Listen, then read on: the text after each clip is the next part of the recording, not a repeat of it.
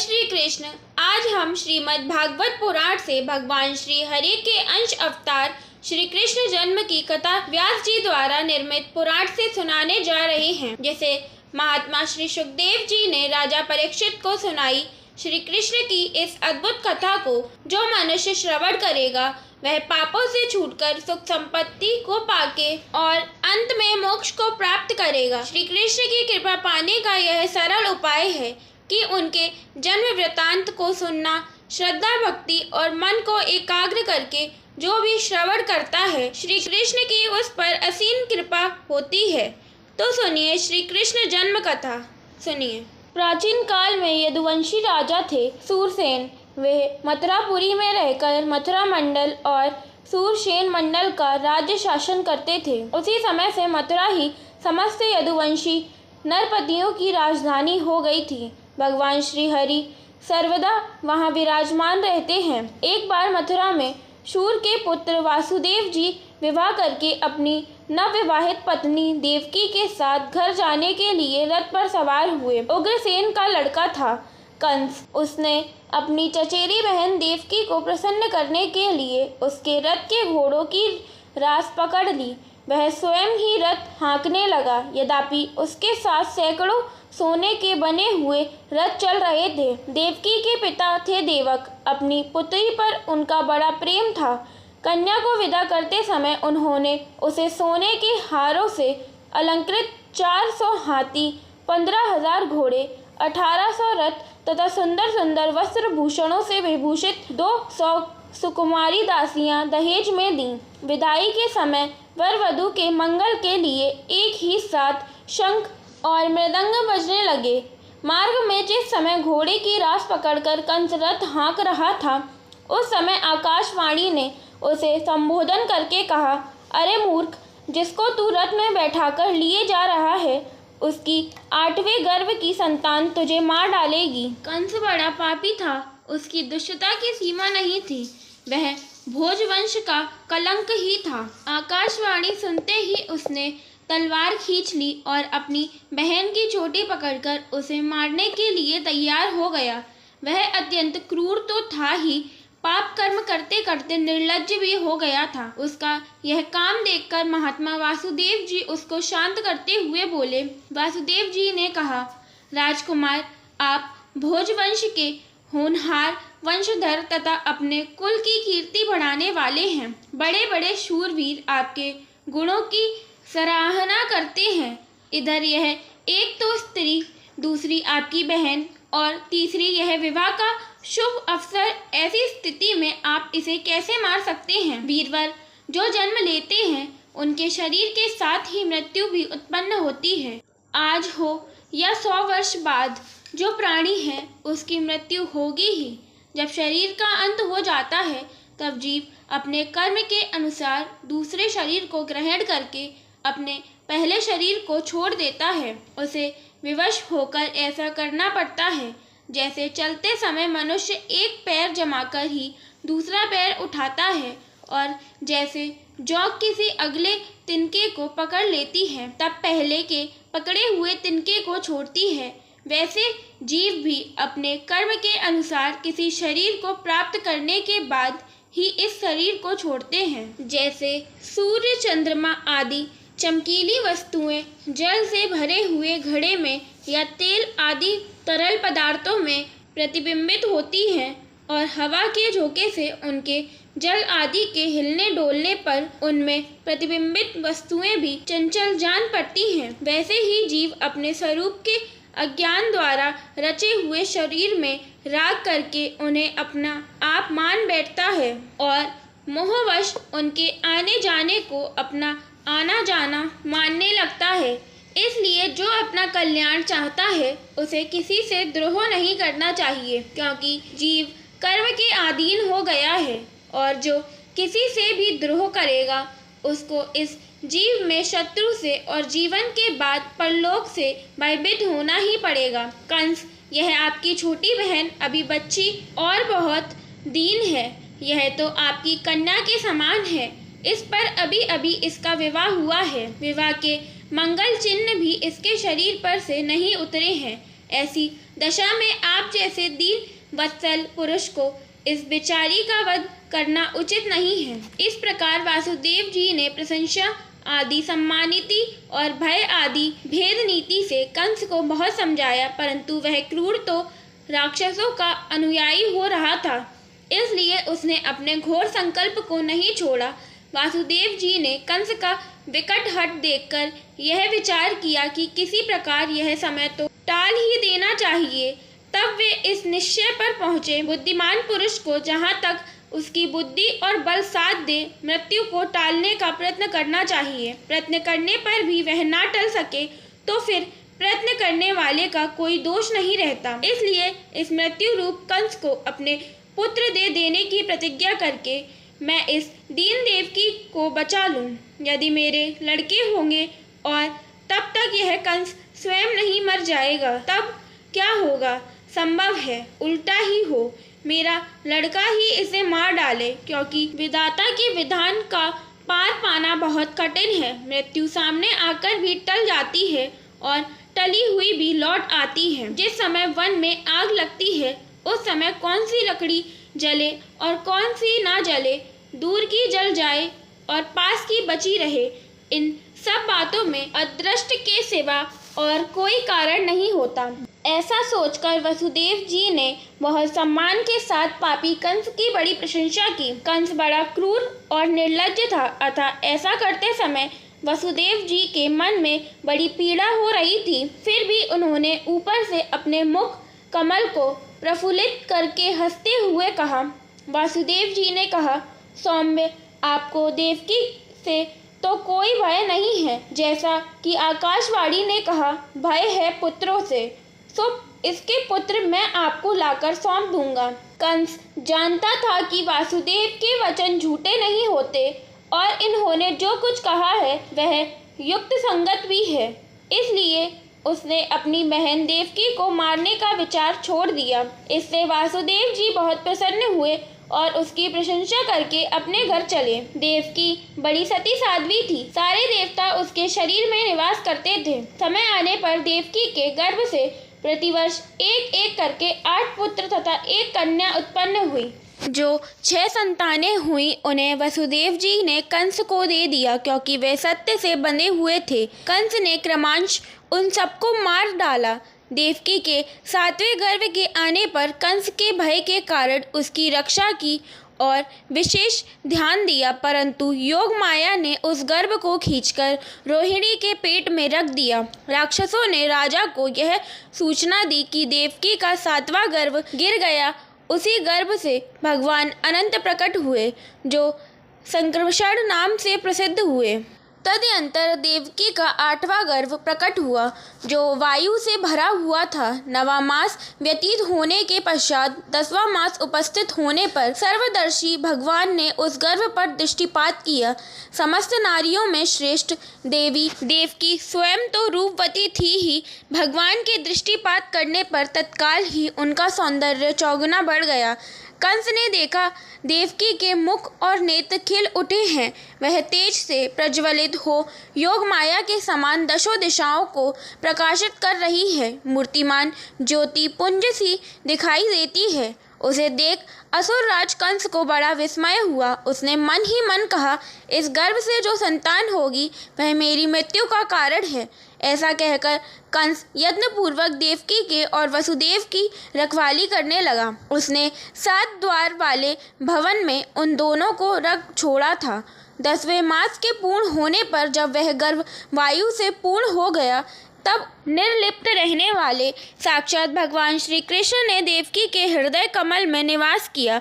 उस समय महामानस्वी वासुदेव ने देवकी पर दृष्टिपात करके समझ लिया कि प्रसव काल निकट आ गया है। फिर तो वे भगवान श्री हरि का स्मरण करने लगे। रत्नमय प्रदीप से युक्त उस परम मनोहर भवन में उन्होंने तलवार, लोहा, जल और अग्नि लाकर रखा। मंत्रज्ञ मनुष्य तथा भाई बंधुओं की स्त्रियों को भी बुला लिया। भय से व्याकुल वसुदेव ने विद्वान ब्राह्मण तथा बंधुओं को भी सादर बुला भेजा। इसी समय जब रात के 2 पहर बीत गए, आकाश में बादल घिर आए, बिजलियां चमकने लगी, अनुकूल वायु चलने लगी तथा रक्षक निंदित हो शैया पर इस तरह निशेष सो गए मानो मरकर अचेत ही हो गए हो। तब धर्म, ब्रह्मा तथा शिव आदि देवेश्वर गण वहां आए तथा गर्भसत परमेश्वर की स्तुति करने लगे। देवता बोले, भगवान आप समस्त संसार की उत्पत्ति के स्थान हैं, किंतु आपकी उत्पत्ति का स्थान कोई नहीं है। आप अनंत, अविनाशी, निष्पाप, सगुण, निर्गुण तथा महान ज्योति स्वरूप हैं। आप निराकार होते हुए भी भक्तों के अनुरोध से साकार बन जाते हैं। आप पर किसी का अंकुश या नियंत्रण नहीं है। आप सर्वदा स्वच्छंद, सर्वेश्वर, सर्वरूप तथा समस्त गुणों के आश्रय हैं। ऐसा कहकर देवताओं ने बारंबार उनको प्रणाम किया। उन सबके नेत्रों में हर्ष के आंसू छलक रहे थे। इस प्रकार स्तुति सुनाकर देवता लोग अपने अपने धाम को चले गए। फिर जल की वृष्टि होने लगी। सारी मथुरा नगरी निशेष होकर सो रही थी। वह रात्रि घोर अंधकार से व्याप्त थी। जब रात के 7 मुहूर्त निकल गए और 8वां उपस्थित हुआ, तब आधी रात के समय सर्वोत्कृष्ट शुभ लगन आया। वह वेदों से अतिरिक्त तथा दूसरों के लिए दुर्भाग्य लग्न था। उस लग्न पर केवल शुभ ग्रहों की दृष्टि थी, अशुभ ग्रहों की नहीं थी। रोहिणी नक्षत्र और अष्टमी तिथि के संयोग से जयंती नामक योग संपन्न हो गया था। जब अर्ध चंद्रमा का उदय हुआ, उस समय लग्न की ओर देख देखकर भयभीत हुए सूर्य आदि सभी ग्रह आकाश में अपनी गति के क्रम को लांघकर मीन लग्न में जा पहुँचे। शुभ और अशुभ सभी वहां एकत्र हो गए। विधाता की आज्ञा से एक मुहूर्त के लिए वे सभी ग्रह प्रसन्नता पूर्वक 11वें स्थान में जाकर वहां सानंद स्थित हो गए। मेघ वर्षा करने लगे। ठंडी ठंडी हवा चलने लगी। पृथ्वी अत्यंत प्रसन्न थी। 10 दिशाएं स्वच्छ हो गई थीं। ऋषि मनु पृथ्वी नारी का रूप धारण करके स्वयं सुतकाकार में गई। वहां जय जयकार, शंखनाद तथा हरि कीर्तन का शब्द गूंज रहा था। इसी समय सती देवकी वहां गिर पड़ी। उनके पेट से वायु निकल गई और वही भगवान श्री कृष्ण दिव्य रूप धारण करके देवकी के हृदय कमल के कोश से प्रकट हो गए। उनका शरीर अत्यंत कमनीय और परम मनोहर था। 2 भुजाएं थीं। हाथ में मुरली शोभा पा रही थी। कानों में मकरारती कुंडल झलमला रहे थे। मुख मंद हास्य की छटा से प्रसन्न जान पड़ता था। वे भक्तों पर कृपा करने के लिए कातर से दिखाई पड़ते थे। श्रेष्ठ मणि रत्नों के सारथ तत्व से निर्मित आभूषण उनके शरीर की शोभा बढ़ा रहे थे। पीतांबर से सुशोभित श्री विग्रह की कांति नूतन जलधर के समान श्याम थी। श्री हरि की दिव्य ज्योति और भी ज्वालायमान हो उठी थी। टेढ़ी कमर, त्रिभंगी झांकी, वनमाला का श्रृंगार, वक्ष में श्रीवस्त्र की स्वर्णमयी रेखा और उस पर मनोहर कौस्तुभ मणि की भव्य प्रभा अद्भुत शोभा दे रही थी। उनकी किशोर अवस्था थी। वे शांत स्वरूप भगवान श्री हरि, ब्रह्मा और महादेव जी के भी परम कांत हैं। वासुदेव और देवकी ने उन्हें अपने समक्ष देखा। उन्हें बड़ा विस्मय हुआ। वासुदेव जी ने अपनी पत्नी देवकी के साथ अश्रु पुण्य नयन, पुलकित शरीर तथा नतमस्तक हो हाथ जोड़ भक्ति भाव से उनकी स्तुति करने लगे। वासुदेव जी बोले, भगवान आप श्रीमान, सहज, शोभा से संपन्न, इंद्रियातीत, अविनाशी, निर्गुण, सर्वव्यापी, ध्यान से भी किसी के वश में न होने वाले, सबके ईश्वर और परमात्मा है। स्वच्छमय, सर्वस्वरूप, स्वच्छंद रूपधारी, अत्यंत निर्लिप्त पर ब्रह्म तथा सनातन बीज रूप हैं। आप स्थूल से भी अत्यंत स्थूल, सर्वत्र व्याप्त, अतिशय सूक्ष्म, दृष्टिपथ में न आने वाले, समस्त शरीरों में साक्षी रूप से स्थित तथा अदृश्य हैं। साकार, निराकार, सगुण, गुणों के समूह, प्रकृति के शासक तथा प्राकृत पदार्थों में व्याप्त होते हुए भी प्रकृति से परे विद्यमान हैं। विभो आप सर्वेश्वर, सर्वरूप, सर्वंतक, अविनाशी, सर्वधार, निराधार और निर्व्यूह, तर्क के अविश्य हैं। मैं आपकी क्या स्तुति करूं। भगवान अनंत सहस्त्रों जिह्वा वाले शेषनाग भी आपका स्तवन करने में असमर्थ हैं। सरस्वती देवी में भी वह शक्ति नहीं कि आपकी स्तुति कर सके। पंचमुख महादेव और 6 मुख वाले स्कंद भी जिनकी स्तुति नहीं कर सकते, वेदों को प्रकट करने वाले चतुर्मुख ब्रह्मा भी जिनके स्तवन में सर्वदा अक्षम हैं, तथा योगेंद्रों के भी गुरु गणेश भी जिनकी स्तुति में असमर्थ हैं, उन आपका स्तवन ऋषि, देवता, मुनेन्द्र, मनु और मानव कैसे कर सकते हैं? उनकी दृष्टि में तो आप कभी आए ही नहीं। जब श्रुतियाँ आपकी स्तुति नहीं कर सकती तो विद्वान लोग क्या कर सकते हैं? मेरी आपसे इतनी ही प्रार्थना है कि आप ऐसे दिव्य शरीर को त्याग कर बालक का रूप धारण कर लें। जो मनुष्य वसुदेव जी के द्वारा किए गए इस स्तोत्र का तीनों संध्याओं में समय पाठ करता है, वह श्री कृष्ण चरण वंदनों की दास भक्ति प्राप्त कर लेता है। वसुदेव जी की बात सुनकर भक्तों पर अनुग्रह के लिए कातर रहने वाले प्रसन्न वंदन श्री हरि ने स्वयं इस प्रकार कहा। श्री कृष्ण बोले, मैं तपस्याओं के फल से ही इस समय तुम्हारा पुत्र हुआ हूँ। तुम इच्छा अनुसार वर मांगो, तुम्हारा कल्याण होगा, इसमें संशय नहीं है। पूर्व काल में तुम तपस्वी जनों में श्रेष्ठ प्रजापति कश्यप थे और यह सुतपा माता अदिति तुम्हारे साथ थी। तुमने अपनी इन तपस्विनी पत्नी अदिति के साथ तपस्या द्वारा मेरी आराधना की थी। वहाँ मुझे देखकर तुमने मेरे समान पुत्र होने का वर मांगा और मैंने भी तुम्हें यह वर दिया कि मेरे समान पुत्र की प्राप्ति होगी। तात तुम्हें वर देकर मैंने मन ही मन विचार किया, फिर यह बात ध्यान में आई कि मेरे समान तो कोई त्रिभुवन में है ही नहीं, इसलिए मैं स्वयं ही तुम्हारे पुत्र भाव को प्राप्त हुआ हूँ। आप स्वयं कश्यप जी हैं और तपस्या के प्रभाव से इस समय मेरे पिता वसुदेव हुए हैं। यह उत्तम तपस्या वाली पतिव्रता देव माता अदिति ही इस समय अपने अंश से मेरी माता देवकी के रूप में प्रकट हुई हैं। आप और माता अदिति ही मैं अशंतः वामन रूप में अवतीर्ण हुआ था, किंतु इस समय आपके तप के फल से मैं परिपूर्णतम परमात्मा ही पुत्र रूप में प्रकट हुआ हूँ। महामते, तुम पुत्र भाव से या ब्रह्म भाव से जब मुझे पा गए हो तो अब निश्चय ही जीवन मुक्त हो जाओगे। तात अब तुम मुझे लेकर शीघ्र ही व्रज में चलो और यशोदा के घर में मुझे रखकर वहाँ उत्पन्न हुई माया को ले आओ तथा यहाँ अपने पास उसे रख लो।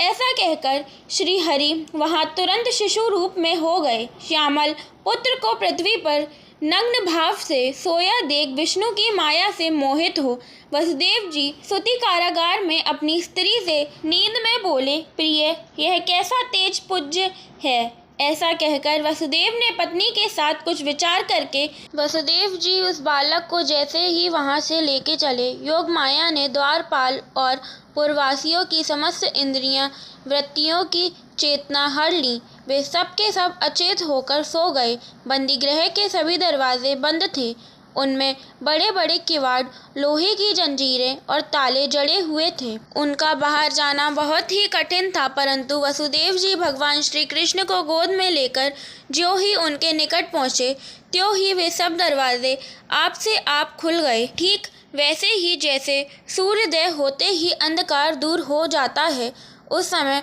बादल धीरे धीरे गरज कर जल की फुहारें छोड़ रहे थे।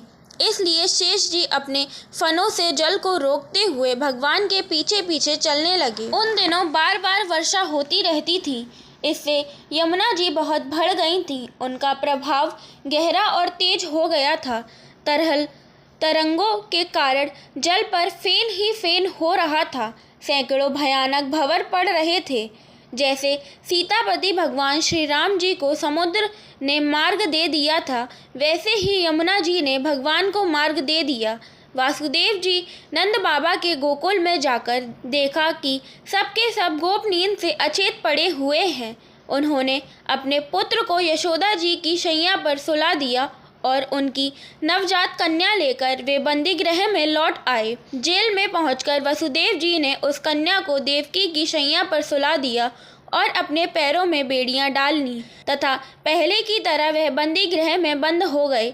उधर नंद पत्नी यशोदा जी को इतना तो मालूम हुआ कि कोई संतान हुई है, परंतु वह यह ना जान सकी कि पुत्र है या पुत्री, क्योंकि एक तो उन्हें बड़ा परिश्रम हुआ था और दूसरे योग माया ने उन्हें अचेत कर दिया था।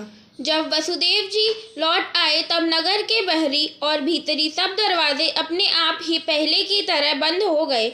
इसके बाद नवजात शिशु के रोने की ध्वनि सुनकर द्वारपालों की नींद टूटी।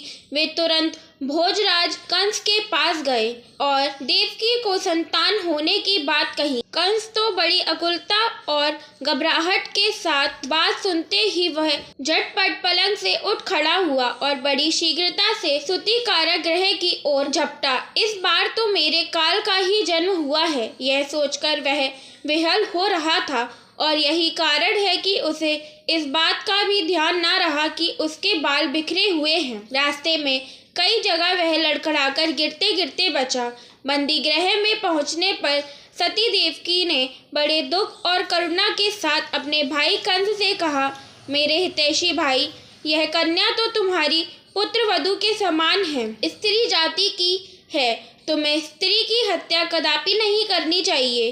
भैया, तुमने देववश मेरे बहुत से अग्नि के समान तेजस्वी बालक मार डाले, अब केवल यही एक कन्या बची है, इसे तो मुझे दे दो। अवश्य ही मैं तुम्हारी छोटी बहन हूँ, मेरे बहुत से बच्चे मर गए हैं, इसलिए मैं अत्यंत दीन हूँ। मेरे प्यारे और समर्थ भाई, तुम मुझ मंदभागिनी को यह अंतिम संतान अवश्य दे दो। कन्या को अपनी गोद में छिपाकर देवकी ने जो अत्यंत दीनता के साथ रोते रोते याचना की, परंतु कंस बड़ा दुष्ट था। उसने देवकी जी को झुटकाकर उनके हाथ से वह कन्या छीन ली। अपनी उस नन्ही सी नवजात भांजी के पैर पकड़कर कंस ने उसे बड़ी जोर से एक चट्टान पर दे मारा। स्वार्थ ने उसके हृदय से सौहार्द को समूह उखाड़ फेंका था, परंतु श्री कृष्ण की वह छोटी बहन साधारण कन्या तो थी नहीं, देवी थी। उसके हाथ से छूटकर तुरंत आकाश में चली गई और बड़े बड़े 8 हाथों में आयुध लिए हुए दिख पड़ी। वह दिव्य माला, वस्त्र, चंदन और मणिमय आभूषणों से विभूषित थी। उसके हाथों में धनुष, त्रिशूल, बाण, ढाल, तलवार, शंख, चक्र और गदा, यह 8 आयुध थे। सिद्ध, चारण, गंधर्व, अप्सरा, किन्नर और नागगढ़ बहुत सी भेंट की सामग्री समर्पित करके उसकी स्तुति कर रहे थे। उस समय देवी ने कंस से यह कहा, रे मूर्ख, मुझे मारने से तुझे क्या मिलेगा? तेरे पूर्व जन्म का शत्रु तुझे मारने के लिए किसी स्थान पर पैदा हो चुका है। अब तू व्यर्थ निर्दोष बालकों की हत्या ना किया कर। कंस से इस प्रकार कहकर भगवती योग माया वहां से अंतर्ध्यान हो गईं और पृथ्वी के अनेक स्थानों में विभिन्न नामों से प्रसिद्ध हुई। देवी की यह बात सुनकर कंस को असीम आश्चर्य हुआ। उसने उसी समय देवकी और वसुदेव को कैद से छोड़ दिया और बड़ी नम्रता से उनसे कहा, मेरी प्यारी बहन और बहनोई जी, हाय हाय, मैं बड़ा पापी हूँ। राक्षस जैसे अपने ही बच्चों को मार डालता है, वैसे ही मैंने तुम्हारे बहुत से लड़के मार डाले। इस बात का मुझे खेद है। मैं इतना दुष्ट हूँ कि करुणा का तो मुझ में लेश भी नहीं है। मैंने अपने भाई बंधु और हितैषियों तक का त्याग कर दिया। पता नहीं अब मुझे किस नरक में जाना पड़ेगा। वास्तव में तो मैं ब्रह्मघाती के समान जीवित होने पर भी मुर्दा ही हूँ। केवल मनुष्य ही झूठ नहीं बोलते, विधाता भी झूठ बोलते हैं। उसी पर विश्वास करके मैंने अपनी बहन के बच्चे मार डाले। अहो, मैं कितना पापी हूँ। तुम दोनों महात्मा हो, अपने पुत्रों के लिए शोक मत करो, उन्हें तो अपने कर्म का ही फल मिला है। मेरी दुष्टता तुम लोग क्षमा करो। उसने योग माया के वचनों पर विश्वास करके देवकी और वसुदेव को कैद से छोड़ दिया और वह तरह तरह से उनके प्रति अपना प्रेम प्रकट करने लगा। जब देवकी जी ने देखा कि भाई कंस को पश्चाताप हो रहा है, तब उन्होंने उसे क्षमा कर दिया। तब उनसे अनुमति लेकर वह अपने महल को लौट गया। इधर पुत्र का जन्म होने पर नंद बाबा ने ब्राह्मणों को बुलवाकर स्वसित वाचन और पुत्र का जात कर्म संस्कार करवाया। साथ ही देवता और पितरों की विधि पूर्वक पूजा भी करवाई। उन्होंने ब्राह्मणों को वस्त्र और आभूषण से सुसज्जित 2 लाख गौएं दान की। रत्नों और सुनहले वस्त्रों से ढके हुए तिल के 7 पहाड़ दान किए। संस्कारों से ही गर्भ शुद्धि होती है।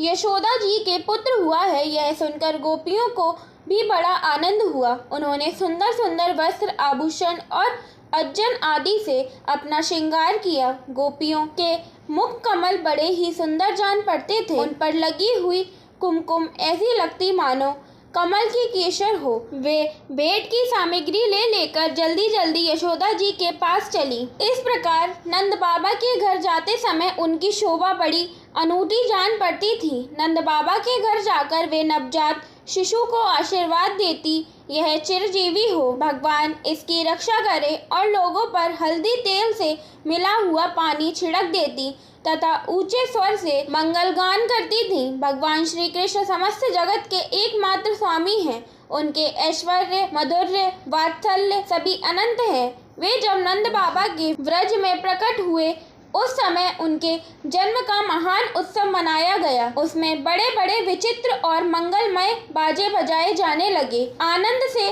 मतवाले होकर गोपगण एक दूसरे पर दही, दूध, घी और पानी उड़ेलने लगे, एक दूसरे के मुंह पर मक्खन मलने लगे और मक्खन फेंक फेंक कर आनंदोत्सव मनाने लगे। फिर श्री कृष्ण ने दूध पिलाने आई पूतना का वध किया, बकासुर, प्रलंबसुर और दैत्यों को मारा। इसके बाद उन्होंने कालिया नाग को नाथा। वर्षा होने पर एक उंगली पर पर्वत को उठाया और सभी गोकुल वासियों की रक्षा की। इस तरह भगवान श्री कृष्ण ने समय समय पर पृथ्वी का भार उतारा। इस तरह उन्होंने अपने भक्तों की रक्षा की। जय श्री कृष्ण, जय श्री हरि, राधे राधे।